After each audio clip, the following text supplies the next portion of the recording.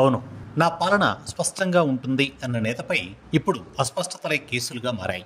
మద్యం కుంభకోణం కేసులో సిట్ దాఖలు చేసిన ప్రిలిమినరీ ఛార్జ్షీట్లో మాజీ ముఖ్యమంత్రి వైఎస్ జగన్మోహన్ రెడ్డి పేరు పలుసార్లు ప్రస్తావనకు వచ్చింది. 305 పేజీల ఛార్జ్షీట్, 70 వాల్యూముల డాక్యుమెంటేషన్, వేల ఎలక్ట్రానిక్ సాక్ష్యాలు.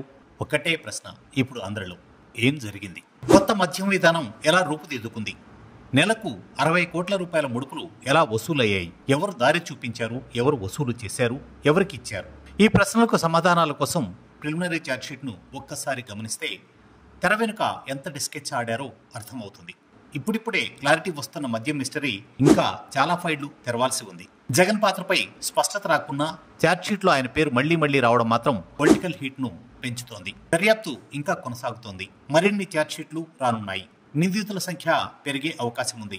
అసలైన ఖాతా ఎప్పుడు తెరుచుకుంటుందో చూడాలి. గత వైసీపీ ప్రభుత్వ హయాంలో జరిగిన మద్యం కుంభకోణం కేసు ఇప్పుడు కీలక మలుపు తిరిగింది. ప్రత్యేక దర్యాప్తు బృందం ఈ కేసులో ప్రిలిమినరీ ఛార్జ్షీట్ను కోర్టులో దాఖలు చేసింది. ఈ ఛార్జ్షీట్ మొత్తం 305 పేజీలతో కూడి ఉంది. దీనితో 70 వాల్యూములకు పైగా డాక్యుమెంట్స్, వందల ఎలక్ట్రానిక్ సాక్ష్యాలు జప్తు చేశారు. ఈ ఛార్జ్షీట్లో మాజీ సీఎం వైఎస్ జగన్మోహన్ రెడ్డి పేరు నేరుగా నిందితుడిగా ఉండకపోయినా పలుమార్లు ప్రస్తావనకు వచ్చింది. అందులోనూ మద్యం విధానం రూపకల్పన, డబ్బుల వసూలు, బినామీ వ్యవహారాలపై ముఖ్యమైన అంచనాలు ఉన్నాయి. ఛార్జ్షీట్ ప్రకారం కొత్త మద్యం పాలసీ తెచ్చే ముందు కమ్యూనికేషన్లోనే డీలింగ్ జరిగింది. ఆర్డర్లు పొందిన కంపెనీలు, డిస్టిలరీల నుంచి నెలకు 50 నుంచి 60 కోట్ల వరకు ముడుపులు వసూలు చేసినట్లు పేర్కొన్నారు. వాటిని బ్యాంకు ద్వారా కాదు, కౌంటర్ల ద్వారా కాదు, డమ్మీ కంపెనీలు, బినామీల ద్వారానే సొమ్ములు తీసుకుని విదేశాల్లోని ఖాతాల్లోకి లేదా రాజకీయంగా కీలక వ్యక్తుల వ్యక్తిగత ఖాతాల్లోకి మళ్లించారని అనుమానాలు ఉన్నాయని పేర్కొన్నారు. ఇప్పటి వరకు మొత్తం 40 మంది నిందితులుగా నమోదు చేయగా తాజా ఛార్జ్షీట్లో ఇంకా 8 మందిని నిందితుల జాబితాలో చేర్చారు. ప్రస్తుతం మొత్తం 16 మందిపై అభియోగాలు మోపడ్డాయి.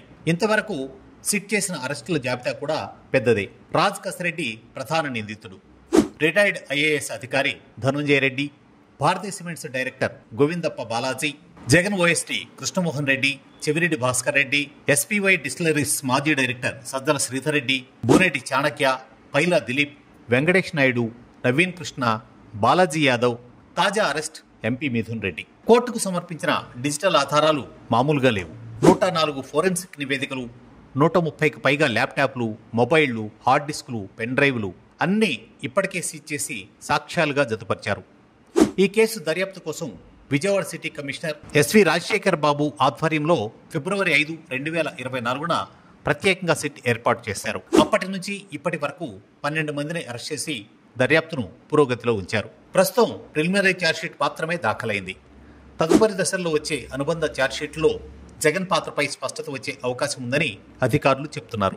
రాజకీయంగా ప్రకంపనలు రేపేలా మారుతున్న ఈ మద్యం కేసు వైసీపీకి ఎదురుదెబ్బగా మారుతుందా లేక దుష్ప్రచారంగా మిగిలిపోతుందా అనే చర్చలు ఊపందుకున్నాయి.